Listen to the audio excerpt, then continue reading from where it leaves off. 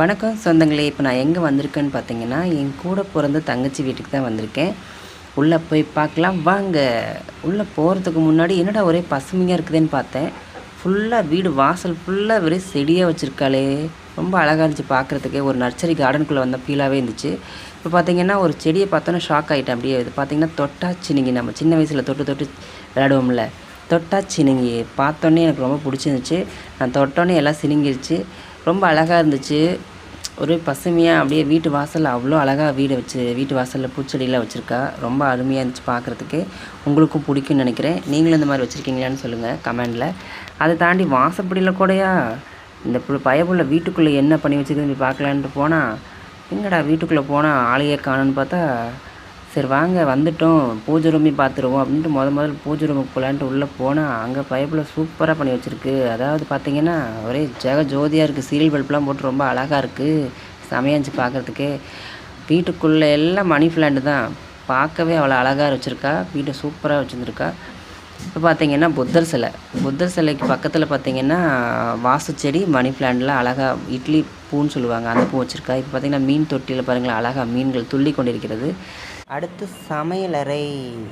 சமையல் கட்டு எப்படி இருக்குன்னு பார்க்கலான்னு வந்தால் அங்கேயும் சூப்பராக இருக்குது. புத்தர் சிலை அங்கேயும் ஒன்று வச்சுருக்கா. அது பக்கத்தில் பார்த்திங்கன்னா ஒரு மணி பிளான்ட்லாம் இருக்குது. பார்க்கவே அழகாக இருக்குது. புத்தர் சிலையை பார்த்துட்டே சமைப்பா போல் இருக்குது. ரொம்ப சூப்பராக அழகாக இருக்குது. கிச்சனும் அழகாக வச்சுருக்கா. அதை தாண்டி ஃப்ரிட்ஜை கூட விட்டு வைக்கல பைப்பில், ஃப்ரிட்ஜு மேலேயும் வச்சுருக்கா. பார்த்திங்கன்னா அதை தாண்டி உள்ளே வரேன், பின்னாடி வீட்டுக்கு பின்னாடி ஒரு பெரிய தோட்டமே உள்ளே இருக்குது. செம்பருத்தி பூவை போல பெண்ணொருத்தின்னு சொல்கிற மாதிரி. அடுத்தது ரோசாப்பூ, சின்ன ரோசாப்பூ. அதையும் தாண்டி மச்சான பார்த்தீங்களா, வாழை மரத்தை பார்த்தோன்னே பாட்டு வந்துருச்சு. அதையும் தாண்டி இட்லி பூ ரொம்ப அழகாக இருக்குது பார்க்குறதுக்கு. சூப்பராக இருந்துச்சு. பூத்துருக்குன்னு நீங்களே பார்க்குறீங்க. ரொம்ப அழகாக இருக்குது பார்க்குறதுக்கே, சூப்பராக இருக்குது.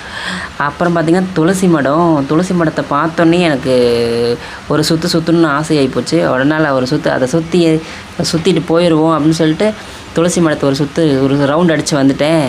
ரொம்ப அழகாக இருந்துச்சு. ரொம்ப சந்தோஷமாக இருந்துச்சு. துளசி மடத்தை பார்த்தோன்னே கும்பிட்டு முடிச்சுட்டு இப்போ அடுத்தது பார்த்திங்கன்னா கொய்யா செடி வச்சுருக்கா. கொய்யா செடி அந்த பக்கம் பார்த்திங்கன்னா நவப்பழம் எல்லாமே சூப்பராக அருமையாக இருக்குது. கீழே பார்த்திங்கன்னா இங்கே பாருங்கள், வெண்டை செடி, கத்திரி செடி, ஒரு செடி பைப்பில் விட்டு வைக்கல. எல்லா காய் வகைகளும் இங்கே இருக்குது.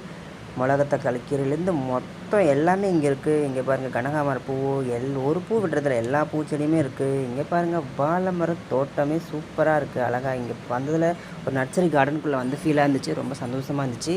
இப்போ பாருங்கள் நொச்சித்தலை மரத்துக்கு பக்கத்தில் நின்றுருக்கேன். அது வீட்டு முன்னாடி வச்சா ரொம்ப நல்லது. பார்க்குறக்கே எல்லாம் சூப்பராக இருந்துச்சு. உங்களுக்கு பிடிக்குன்னு நினைக்கிறேன். பிடிச்சிருந்தா கமெண்ட் பண்ணுங்கள். டாட்டா. அடுத்த வீடியோ சந்திக்கலாம்.